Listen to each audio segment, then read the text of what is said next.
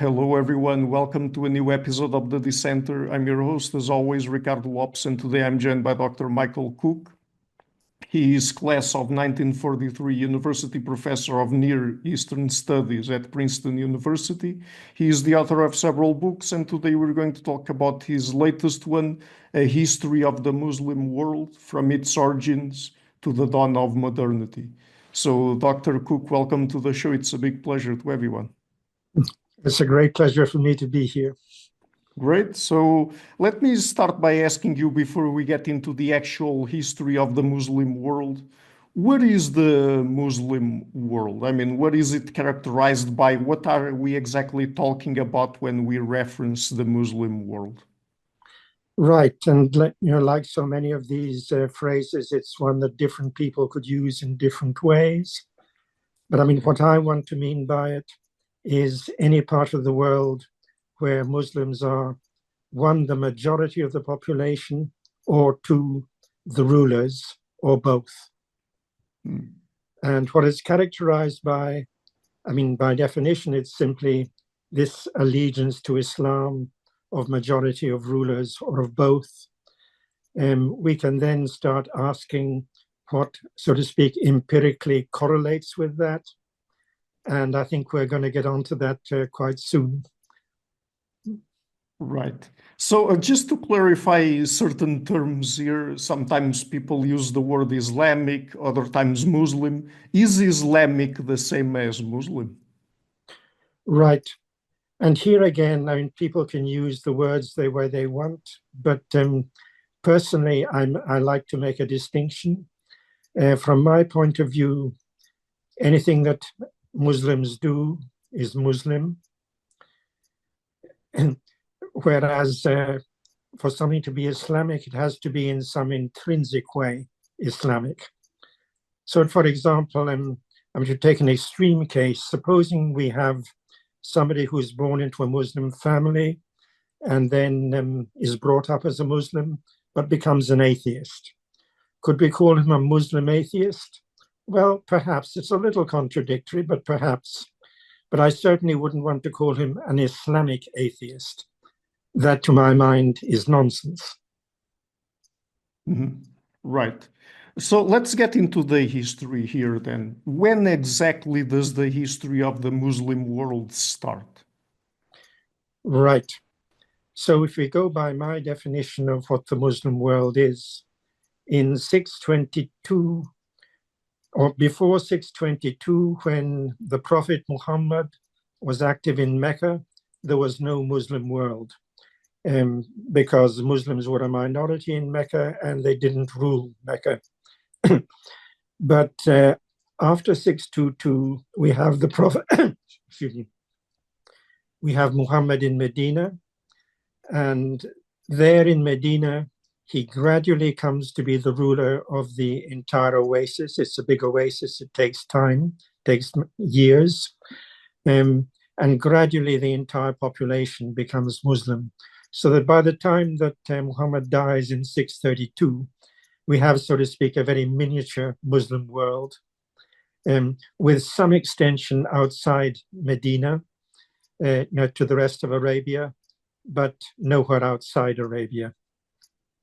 So I would say between 622 and 632, the death of the Prophet, that's when the Muslim world comes into existence. So we'll come back to Muhammad and the rise of the Islamic world later on in our conversation, but just to give a little bit more of historical context and background, because there's a context and some events that come before the rise of the Muslim world here, as you detail in your book. How did the Middle East look like in late antiquity, from around the 4th century to early 7th century? Okay, so let's start with an environmental point that applies throughout history, that in the Middle East we have good lands where you can do extensive agriculture, and we have bad lands where you can't. And as a very crude first approximation, the good lands are in the north, what's now Turkey, Iran, the Fertile Crescent, and the bad lands are in the south, Arabia. And so the answer to your question is essentially what has been erected on that basis in the period of late antiquity.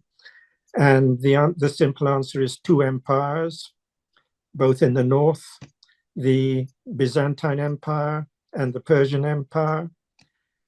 And in the south, we have a land with no empires, almost no states, dominated by tribes. That's the Arabs in Arabia. So that's very crudely the setup in late antiquity. Mm-hmm. And so at a certain point, I think you talk about in your book how the Byzantine Empire and the Persian Empire went to war in the early 7th century. Could you tell us about that, and why is that particular event important here? Okay, right. Now you have coexistence of those two empires for centuries, and they quite frequently go to war. But most of the time, the wars they fight are not seriously destabilizing. They result in adjustments to the frontier. What happens in the early 7th century is different. It's a very long war, and it's very seriously destabilizing. We almost get to a situation where the Byzantine Empire looks like it's finished, and we're going to have a single Persian Empire ruling the whole Middle East. And then there's a very dramatic reversal of fortunes.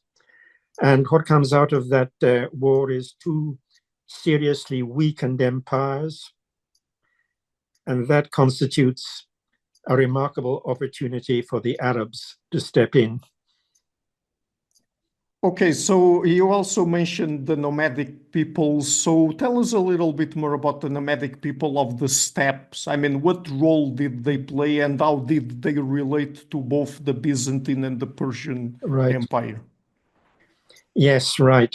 And in the Middle East, we have this situation where the empires are kind of sandwiched between two groups of nomads, the Arabs in the south and the steppe nomads that you mentioned in the north. And I think one important point there is that the steppes are very different from the Arabian desert. The steppes are not a desert. They are grasslands, and those grasslands are very extensive, much more extensive than Arabia. So that what comes out of that is, well, one, that you have many different steppe peoples, whereas basically we have one people, the Arabs in Arabia. And two, that because their economy is based on grass, which feeds their flocks, they are more affluent, they're richer nomads, richer pastoralists than the ones of Arabia. And so they more easily create states in the steppes. And because these steppe nomads ride horses more or less from infancy, they are the world's best cavalry. They're, so to speak, natural cavalry. And that makes them a serious military threat to the empires in the age of the cavalry, which we're in the middle of. And the result is that the empires have good reason to concentrate much more seriously on the military threat from the nomads in the north than on the Arabs in the south. The Arabs can be a nuisance, but the nomads in the north are a serious threat. So, for example, during that last war, there are two occasions when nomadic states intervene in the imperial conflict. The Arabs are not intervening. So, and I mean, when it comes to the people, the nomadic people of the steppes, did they play any role in the war between the two empires or in their fall in any way? Yes, right. I mean, there's a point at which the Persians have invaded Anatolia, what's now Asiatic Turkey, and they are on the shores of the Bosphorus looking across at Constantinople. And meanwhile, the Avars, one of these nomadic peoples of the steppes, have come right down and are threatening Constantinople on the other side. And that's maybe the moment when it looks most as if the Byzantine Empire is going to disappear. And then you have this dramatic reversal when the Byzantine Emperor Heraclius, with extraordinary nerve, he takes his army, he leaves Constantinople, and he goes east and into the Persian Empire. And on the way into the Persian Empire, he's joined by another steppe people. They usually refer to them as the Turks. Very likely these are the Khazars from north of the Caucasus. And they ride through the Persian Empire together until at some point the Khazars decide to go home. But by that time, the Byzantine Emperor is already threatening the Persian capital. The Persians, they have their armies in the west. They have no army to put between them and Heraclius. It's a catastrophic situation. There's a coup d'etat. And that's what ends the war. So you have two dramatic interventions, one from the Avars in the west and the other from the Khazars or Turks in the east.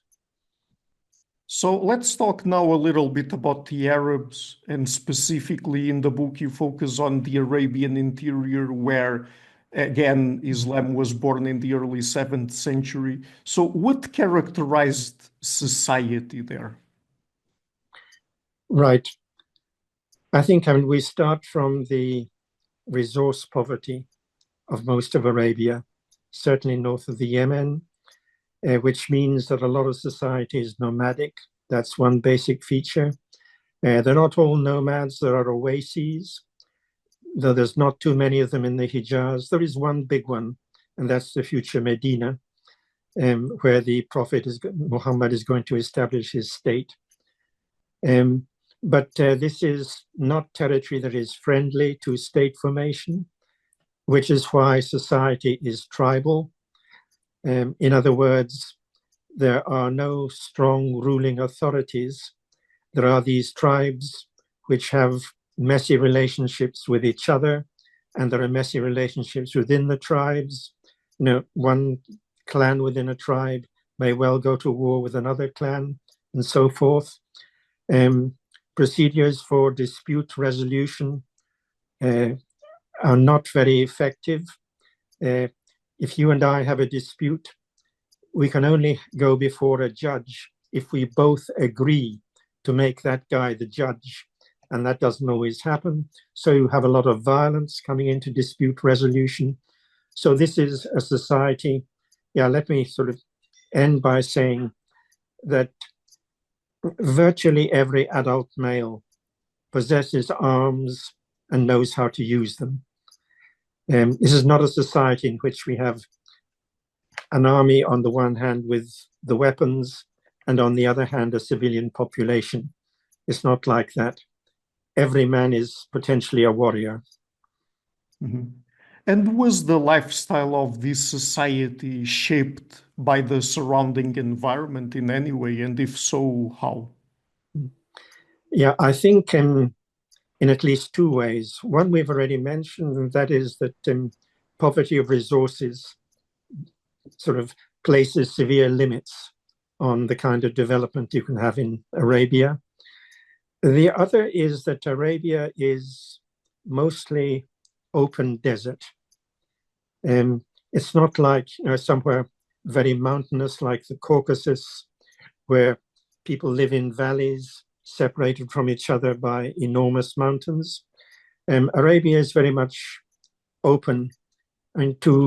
Nomads who know how to travel in Arabia can easily move around. And that, I think, makes for a certain cultural homogenization of Arabia. And if we leave out the far south, it seems that in late antiquity, there is one people, the Arabs. They speak one language, Arabic. They have, if you look at the personal names of Arabs that we have records of from that period, you have names that appear all over the peninsula. In the same way, there seems to be a poetic culture which sort of pervades the whole peninsula. It's kind of understood in every part of the peninsula. So I think that openness of the Arabian desert is also an important environmental factor. Mm-hmm. But we've been talking mostly about the nomadic peoples here. What about states? Were there also states in the Arabian interior or not?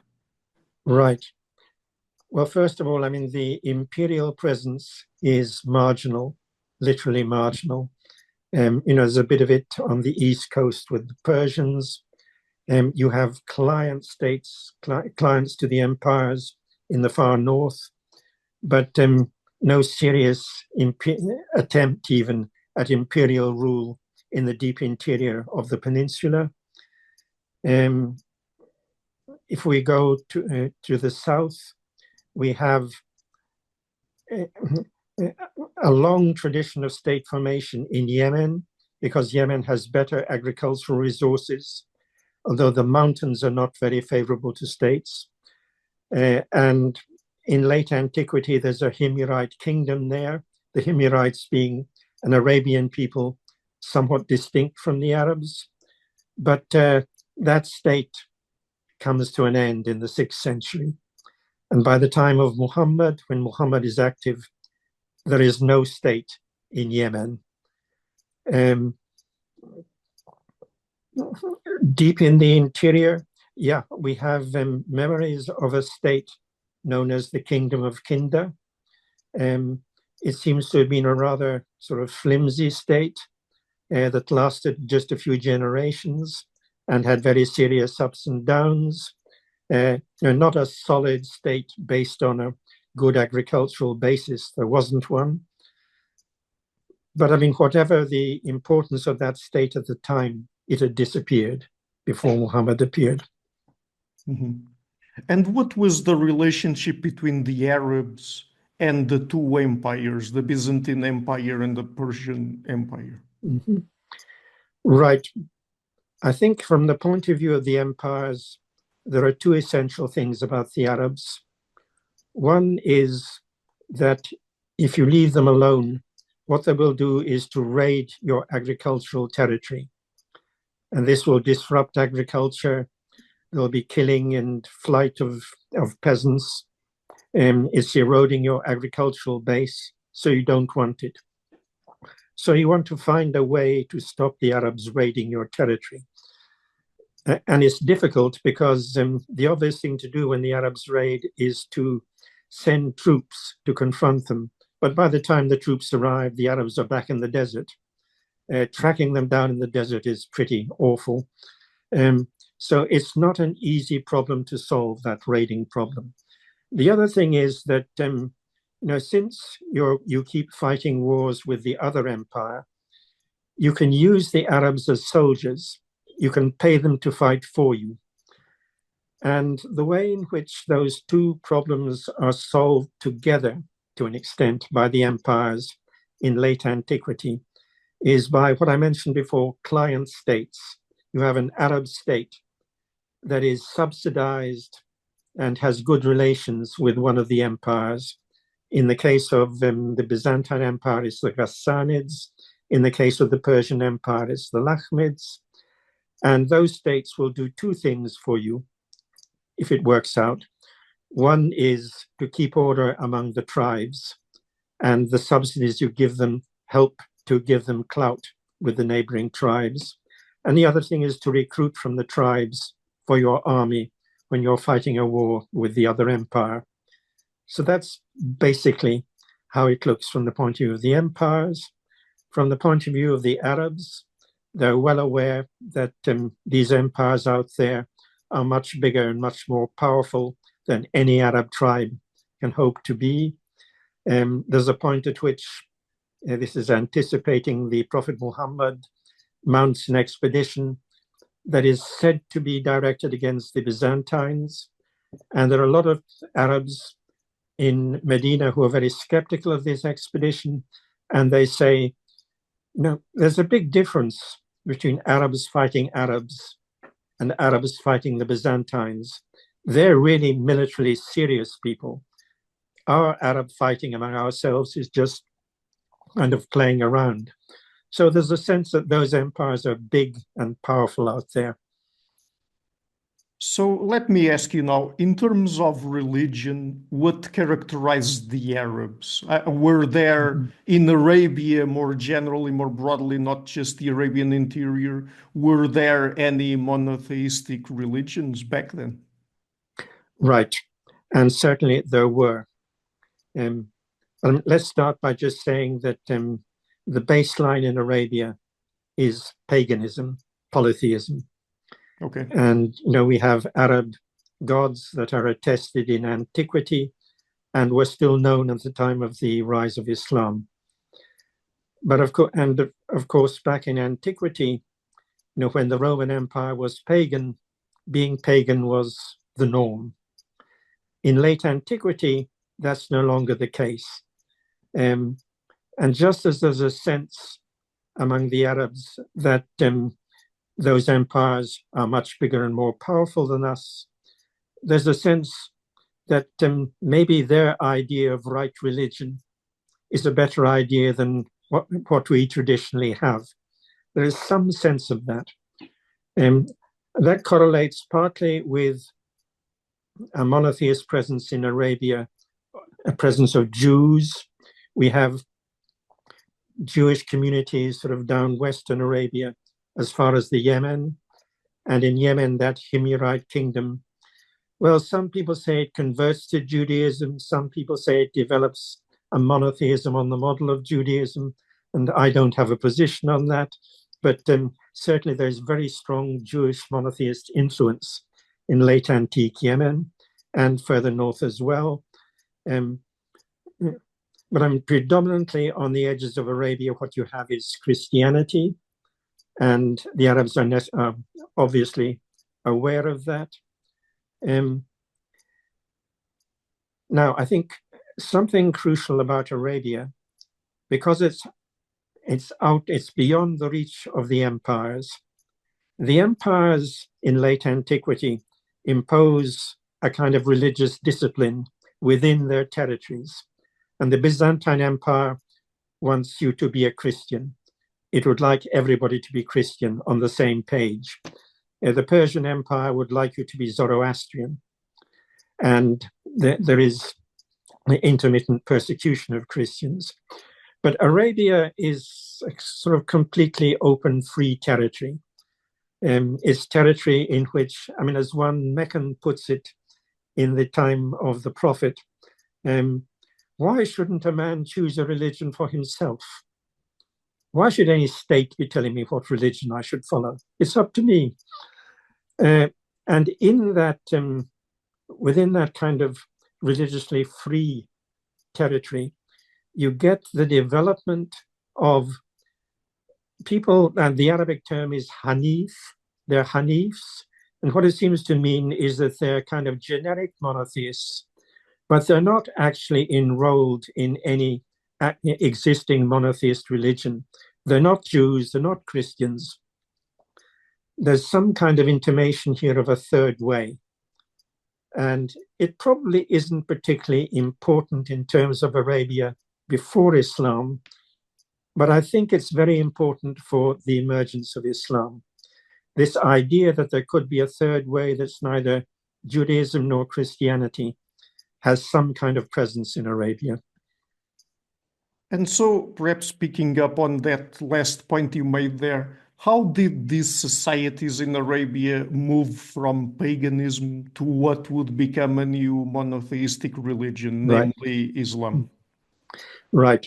Now, first here, let me just slip something in, that there is at present a very interesting controversy about how far on the eve of the rise of Islam, Arabia was still solidly pagan or largely pagan, and how far paganism was a thing of the past, that some kind of monotheist sentiment was much more predominant. And the evidence is very contradictory, and I don't have a position on this, but there is that question. We should just note that. Now, in terms of how conversion takes place in Arabia, unfortunately, we don't have videos of it happening.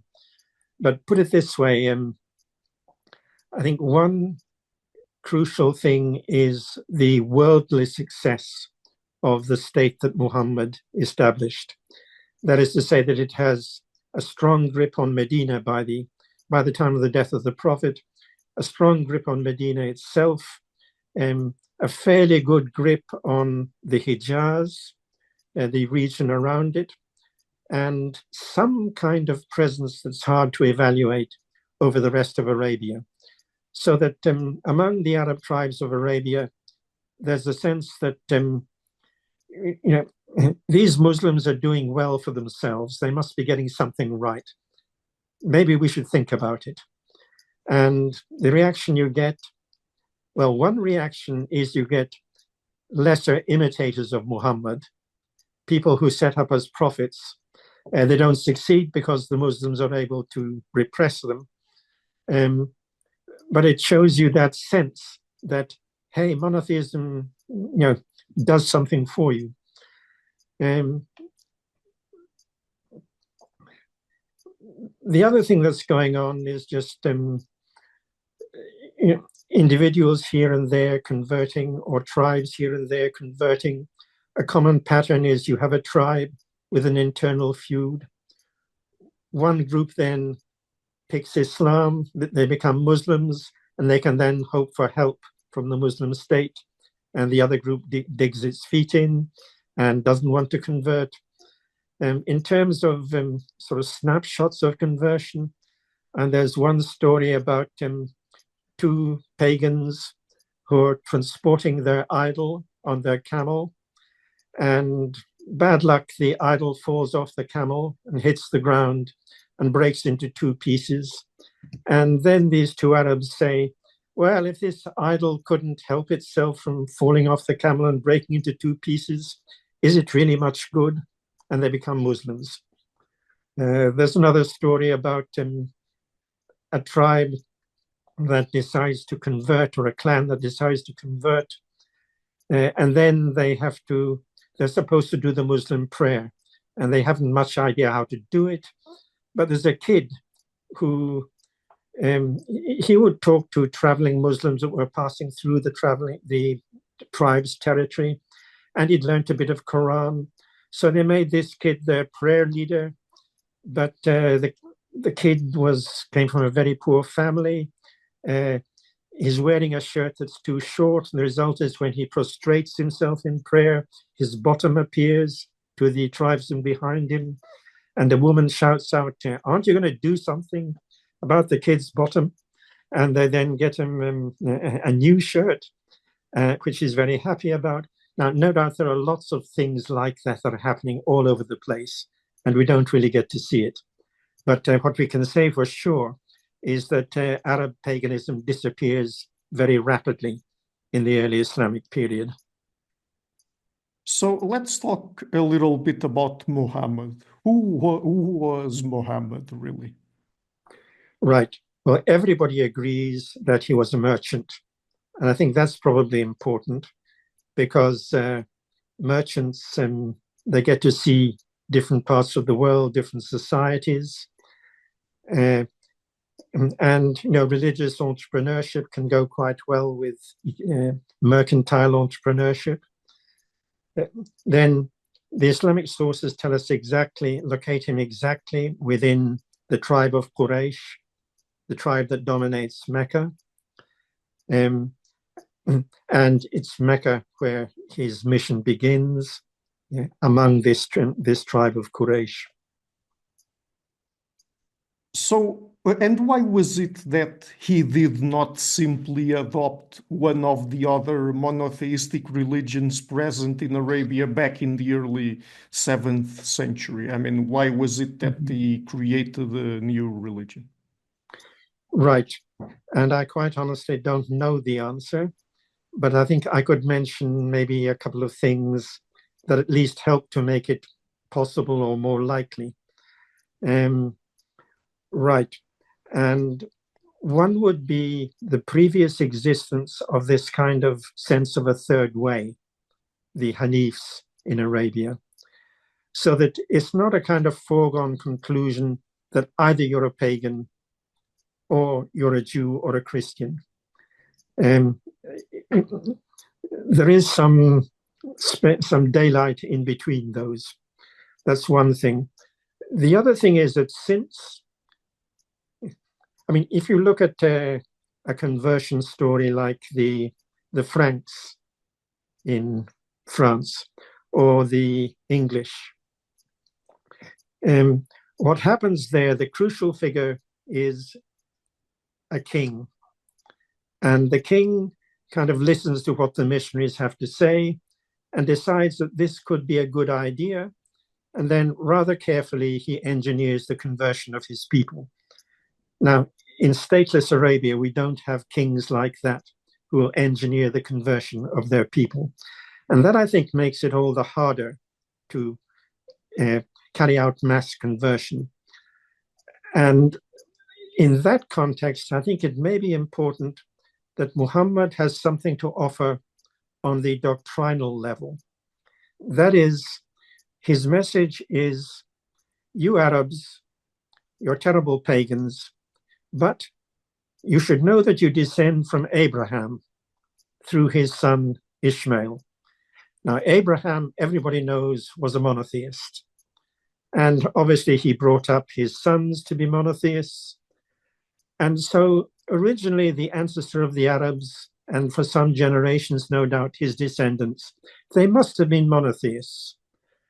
So this paganism is something intrusive. It's not your real religion. Your real religion is monotheism that you inherited from your ancestor Abraham. So I'm not telling you to adopt some foreign religion from out there. I'm telling you to go back to your very own religion. This Islam is your religion from Abraham. So there's something there that in terms of appeal to the Arabs, I think has a definite value. So you mentioned Abraham there. What was the link, or how important was the link between the monotheistic message of Muhammad and Moses and Jesus? Right. I think they're also very important in that if you're going to adopt monotheism, they're very clearly, they're key figures in the story, they're founding figures. And I think, the process by which Muhammad comes to see himself as kind of third in that line, Moses, Jesus, Muhammad, that is, so to speak, what marks the emergence of Islam as a new and different religion from what went before.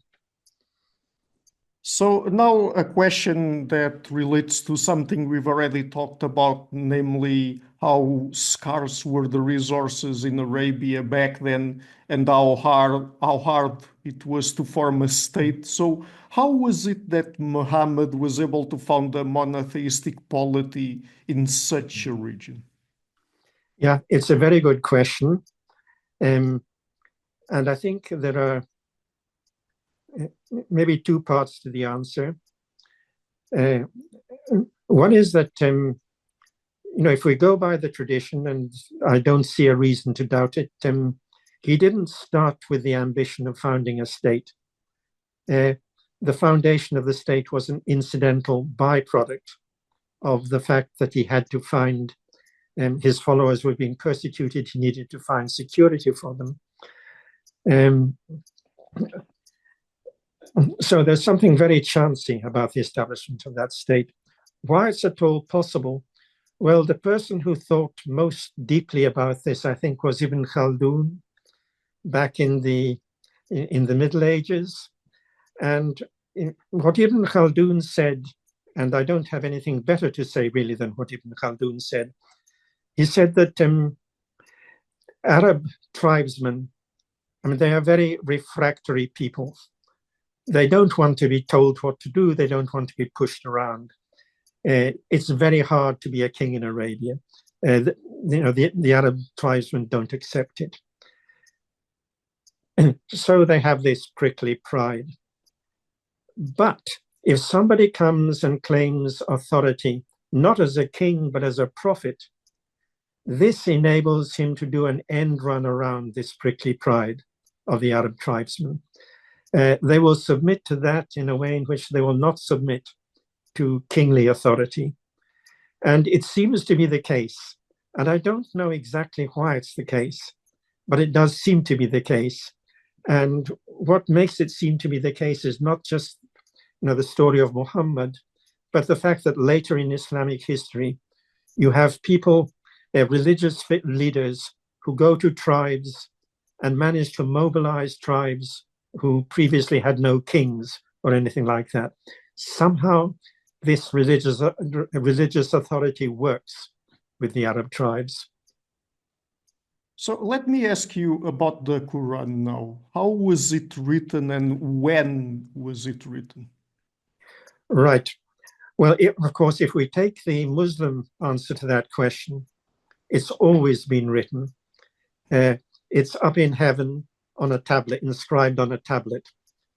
So, I mean, the Quran is very much a scripture, seen as a scripture from the start.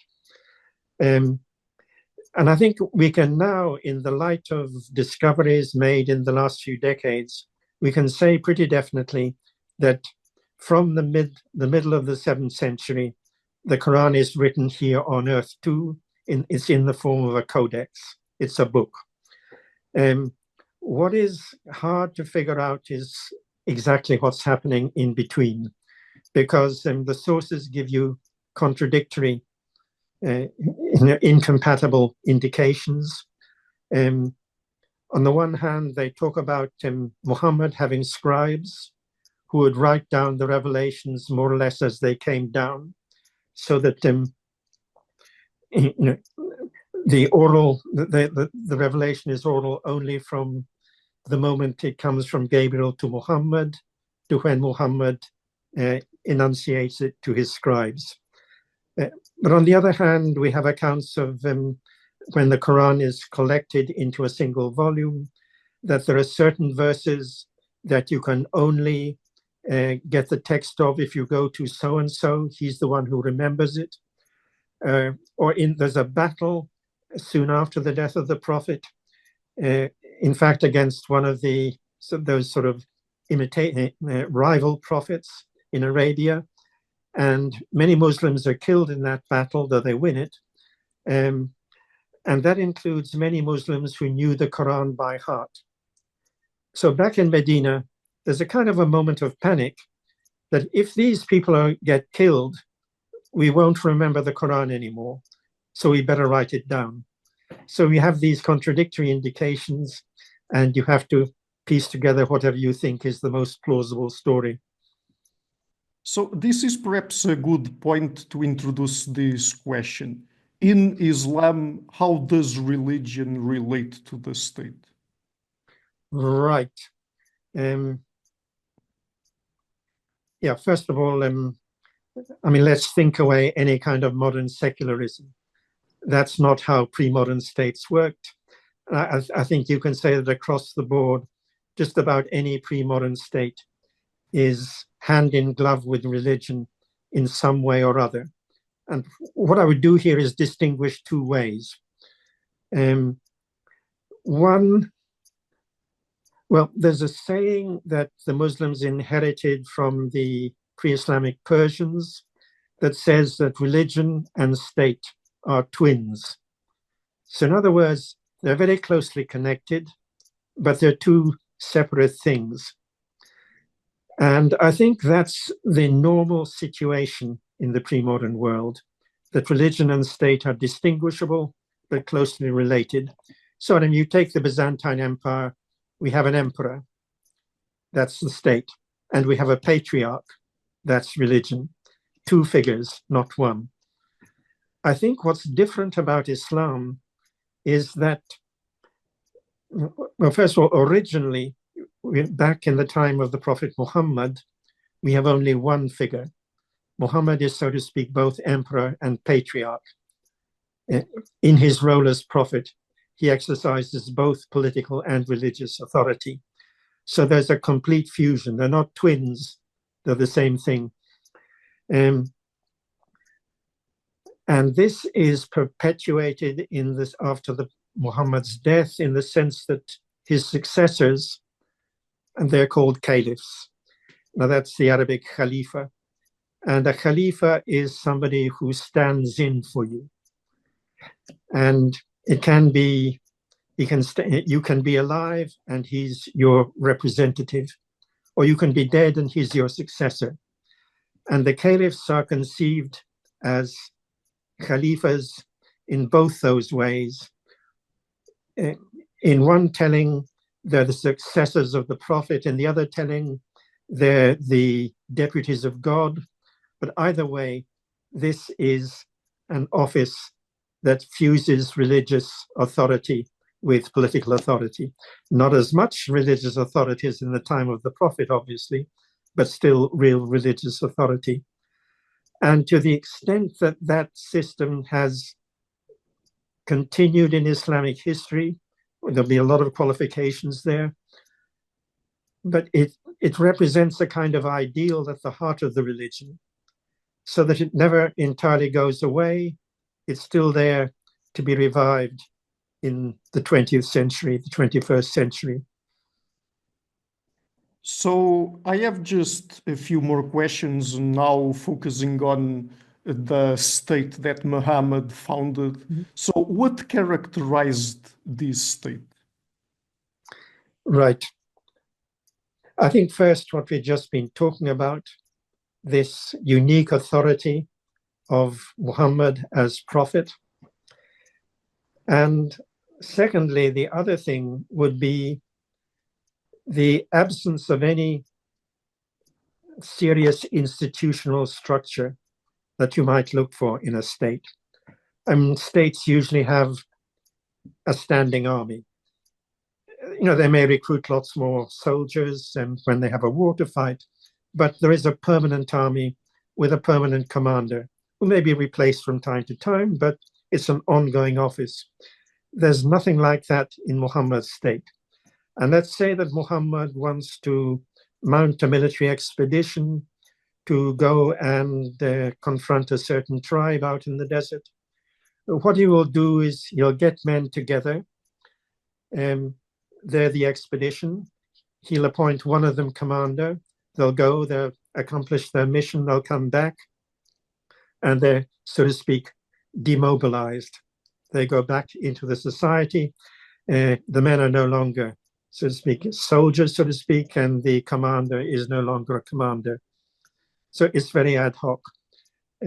Likewise, you have a state, you want to know about the bureaucracy. Well, there isn't anything like a formal bureaucracy here. Muhammad has these people who can write. So if he has a revelation, they can write it down. If he wants to write a letter to somebody, they can write it for him. But there's nothing like a formal bureaucracy. And then finally, there's no formal institutions of consultation and deliberation. There isn't an assembly or a council like you have, say, in an ancient Greek democracy. Now, if Muhammad wants advice, and from time to time he wants advice, he will get people together and ask them for advice. But there's no formal institution. I mean, it's unlike, for example, if we zoom out to 12th century North African history, we have this figure, Ibn Tumart. And he again is a religious figure who is recruiting the tribes by virtue of religious authority. But I mean, he has a council of 10, a formal council of 10 with 10 known members. Nothing like that in Muhammad's case. And how much was Muhammad able to expand his state during his lifetime? How did the Muslim world look like after his death? Right. And I think one could say roughly that there's a core area, the Hijaz, around Medina. And in that area, he can give orders. There's then a much wider periphery. This is more or less the rest of Arabia, where he certainly has considerable influence. But it's hard to pin down just how strong that influence is. And I think one certainly would have to say that, this is a completely unprecedented situation in Arabia, and it's probably very inherently unstable. That the prospect of it surviving Muhammad's death is not very high, a priori. Actually, we know it did, but that's another question. So just before we go, let me ask you one last question, because in the second part of this conversation, which we will record later, we're going to start by talking about the caliphate from the 7th to the 9th century. What is a caliphate? Right. So we have this Arabic term khalifa. It's definitely attested in pre-Islamic Arabia. There's a ruler of the Yemen who appointed a deputy, and we have the inscription recording this has the same root as the word khalifa. It's definitely an idea that's around. In Muhammad's time, let's say Muhammad wants to send an expedition, but this time he wants to lead it himself. So what happens in Medina while he's away? Muhammad appoints a deputy in Medina, and that's a khalifa again. So then when Muhammad dies, the question is what happens next? And what happens is that the community appoints a khalifa, and that is the Caliph Abu Bakr. Right. So, Dr. Cook, the book is again a history of the Muslim world from its origins to the dawn of modernity. As I said, we're going to record a second talk to cover the rest of the book, the rest of the questions I prepared. So thank you so much for taking the time to come on the show. It's been a real pleasure to talk with you. Thank you, and it's my pleasure. And look forward to the second installment. Hi guys, thank you for watching this interview until the end. If you liked it, please share it, leave a like and hit the subscription button. This show is brought to you by Enlights, learning and development done differently. Check their website at enlights.com, and also please consider supporting the show on Patreon or PayPal. I would also like to give a huge thank you to my main patrons and PayPal supporters: Per Ergo Larsen, Jerry Mullerens, Frederick Sunda, Bernardo Seixas, Olaf Alex, Adam Kessel, Matthew Whittingboard, Arno Wolf, Tim Hollis, Eric Alenia, John Connors, Philip Forrest Connolly, Dan Demetri, Robert Windiger, Rui Inácio, Zup, Marco Neves, Colin Holbrook, Phil Kavanagh, Mikkel Stormir, Samuel André, Francis Fortiago Nunes, Fergal Cossen, Hal Herzog, Nuno Machado, Jonathan Labyrinth, João Linhares, Stantantia, Samuel Correia, Eric Hines, Mark Smith, João Eira, Tom Hummel, Sardus France, David Sloan Wilson, Yacila Dez Araújo, Romain Roach, Diego Londonho Correia, Yannick Punter, Dana Rusmani, Charlotte Bliss, Nicole Barbaro, Adam Hunt, Pavlo Stasevski, Nelek Bach, Guy Madison, Gary G. Alman, Sam Afzal, Adrian Yeager, Paul Tolentino, João Barbosa, Julian Price, Edward Hall, Edin Bronner, Douglas Fry, Franca Bortolotti, Gabriel Ponce Cortez, Ursula Litsky, Scott, Zachary Fish, Tim Duffy, Sonny Smith, John Wiseman, Daniel Friedman, William Buckner, Paul George Arnaud, Luke Lowacki, Georgios Theophanos, Chris Williamson, Peter Wolozin, David Williams, Diogo Costa, Anton Erickson, Charles Murray, Alex Shaw, Maury Martinez, Coralie Chevalier, Bangalore Atheists, Larry D. Lee Jr., Old Erringbone, Sterry, Michael Bailey, Dan Sperber, Robert Grassi, Zigoren, Jeff McMahon, Jake Zool, Barnabas Radix, Mark Campbell, Thomas Dovner, Luke Nissen, Chris Story, Kimberly Johnson, Benjamin Galbert, Jessica Nowicki, Linda Brandon, Nicholas Carlson, Ismail Benzliman, George Coriatis, Valentin Steinman, Per Crowley, Kate Van Goller, Alexander Hubbard, Liam Dunaway, BR, Masood Ali Mohammadi, Perpendicular, Jonas Hertner, Ursula Goodenough, Gregory Hastings, David Pinsoff, Sean Nelson, Mike Lavigne, and Dios Necht. A special thanks to my producers, Isar Webb, Jim Frank, Lucas Stafiniak, Tom Vanagdam, Bernard Ugni, Curtis Dixon, Benedict Mueller, Thomas Trumbull, Catherine and Patrick Tobin, Giancarlo Montenegro, Alni Ortiz, and Nick Golden, and to my executive producers, Matthew Lavender, Sergio Quadrian, Bogdan Kanivets, and Rosie. Thank you for all.